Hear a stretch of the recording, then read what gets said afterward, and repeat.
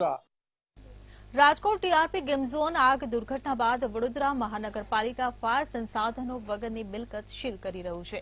મહાનગરપાલિકા કમિશનરની ટીમ દ્વારા અલમાસ માર્કેટમાં ચેકિંગ કરવામાં આવ્યું હતું।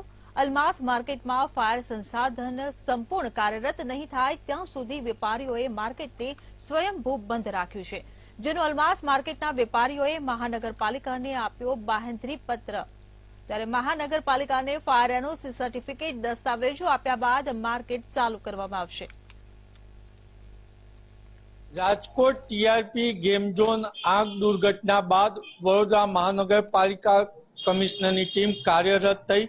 વડોદરા મહાનગરપાલિકા કમિશનરે 14 ટીમ બનાવી અને અંદાજિત 800 થી વધુ મિલકતો સીલ કરી અને જ્યારે સરદાર ભુવનના ખાંચામાં વેપારીઓની દુકાનો સીલ કરવામાં આવી ત્યારે એક વિવાદ ઉભો થયો કે અમુક જ જણાને ટાર્ગેટ બનાવી અને સીલ કરવામાં આવે છે। ત્યારે આજે વડોદરા મહાનગરપાલિકાની ટીમ વડોદરા સિટી પોલીસ સ્ટેશનની બાજુમાં આવેલા અલમાસ માર્કેટ ખાતે પહોંચી હતી અને અલમાસ માર્કેટ ખાતે એમને બીયુ તેમજ ફાયર એનઓસી માંગી હતી અને જ્યારે સીલની કાર્યવાહી કરવાની શરૂઆત કરી ત્યારે 50 દુકાનના તમામ લોકોએ ભેગા થઈ અને વડોદરા મહાનગરપાલિકાને એક બાહેંધરી પત્ર આપ્યો કે જ્યાં સુધીને અમે ફાયર સિસ્ટમ કાર્યરત નહીં કરીએ ત્યાં સુધીને અમે દુકાનો ખોલીશું નહીં। આપ સ્ક્રીન પર જોઈ રહ્યા છો તેમ દુકાનદારોએ પોતે સ્વયંભૂ દુકાન બંધ કરી દીધી જ્યાં સુધીને ફાયર સિસ્ટમ કાર્યરત નહીં કરે,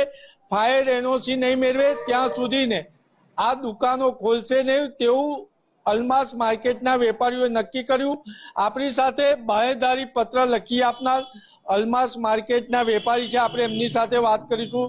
શું કહો છો, વડોદરા મહાનગરપાલિકા કમિશનર ટીમ અહીંયા ફાયર એનઓસીના અભાવના કારણે સીલ મારવા આવી હતી, તમે શું કાર્યવાહી કરી છે અને શું બાહેંધરી પત્ર આપ્યો છે? મહાનગરપાલિકા તરફથી જે સીલ કરવા માટે અધિકારીઓ આવ્યા હતા અમે એમને રજૂઆત કરી કે સાહેબ અમને કોઈ માર્ગદર્શન આપવામાં આવ્યું નથી।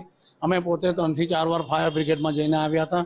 અમે કીધેલું કે અમને માર્ગદર્શન આપો કઈ રીતે ફાયર ઇન્સ્ટ્રુમેન્ટ લગાવવા ને એના માટે હું પોતે પણ 2 વાર જઈને આવ્યો હતો, અત્યાર સુધી કોઈ માર્ગદર્શન માટે આવ્યું નથી। હવે અમે એટલા પણ અહીંયા બધા સજાગ નથી કે એ રીતે એમની રીતથી લગાવી શકે। બિલ્ડિંગ યુઝિસ સર્ટિફિકેટનું નામ હમણાં ઘણા લોકોએ, હું માનું છું 80% લોકોને ખબર નહીં હોય કે બીયુ સર્ટિફિકેટ શું છે, એનું માર્ગદર્શન અત્યાર સુધી કોઈની પાસે છે નથી। અમે ટીડીઓ સાહેબને રજૂઆત કરી કે સાહેબ અમને થોડો ટાઈમ આપો, અમે સ્વૈચ્છિક રીતે દુકાનો બંધ કરી દઈશું, કોઈ પણ કોમર્શિયલ કામ થવામાં નહીં આવે, એક પણ દુકાન ખોલવામાં નહીં આવે, એક પણ ગ્રાહકને અમે એન્ટ્રી આપીશું નહીં। કેમેરામેન કેતન સિંધે સાથે નિલેશ બ્રહ્મભટ્ટ, મંતવ્ય ન્યૂઝ વડોદરા। વડોદરામાં સરદાર ભુવનના ખાંચામાં દબાણ શાખાની ટીમ પહોંચી હતી। એક અઠવાડિયા પૂર્વે કોર્પોરેશને સીલ માર્યા હતા। ગતરોજ કમિશનર સાથે બેઠક બાદ દબાણો દૂર કરવા વ્યાપારીઓ સંમત થયા હતા, ત્યારે ચુસ્ત પોલીસ બંદોબસ્ત સાથે ડીમાર્કેશન બાદ દબાણો દૂર કરવાની કાર્યવાહી હાથ ધરી હતી। ટાઉન પ્લાનિંગ વિભાગ દબાણ શાખાના કર્મચારીઓ પણ સ્થળ પર હાજર રહ્યા હતા। પણ જે રીતના આ જે કામગીરી થાય છે ને એનાથી લોકોને ત્રાસ તો થવાનો, લોકોના ધંધા રોજગાર ઉપર અસર થાય અને જ્યારે અમારી જેવાનો તો બિઝનેસ છે વાયરલેસ કોમ્યુનિકેશન કે જેમાં 70 થી 80% તો ગવર્મેન્ટની જ એજન્સીઓ અમારામાં ઇન્વોલ્વ હોય। રેલવે છે, ઓએનજીસી છે, આઈપીસીએલ છે, પછી તમારા ફોરેસ્ટ ડિપાર્ટમેન્ટ છે, ઇવન એરપોર્ટ ઓથોરિટી, આ બધાના અમારી પાસે કામ હોય છે। હવે જ્યારે એમના બી કોઈ પ્રોબ્લેમ હોય અને આ રીતના જો અમારી ઓફિસ જ બંધ થઈ જાય તો અમારું ઇવન રડાર પણ અમારું બંધ થઈ જાય। આજે અમદાવાદ પાસે સરદાર ભવનનો ખાંચો કહેવાય છે, સરદાર ભવનની આ ગલી કહેવાય છે, તેમાં રોડ ડિમાર્કેશન કરી અને આશરે 25 ફૂટનો રોડ છે, એમાં ડિમાર્કેશનની અંદર આવતા ઓટલાઓ અને દબાણના પગથિયાઓ દબાણ શાખાની ટીમ સાથે રાખી અને દૂર કરવામાં આવેલા છે।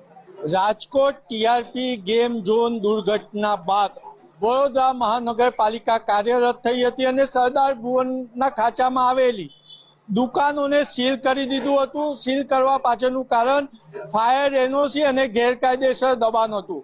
આપ જોઈ શકો છો હાલ વડોદરા મહાનગરપાલિકા દબાણ શાખાની ટીમ અહીંયા ગેરકાયદેસર દબાણ તોડી રહી છે અને 1 અઠવાડિયા પૂર્વે કોર્પોરેશને અહીંયા સીલ માર્યા હતા।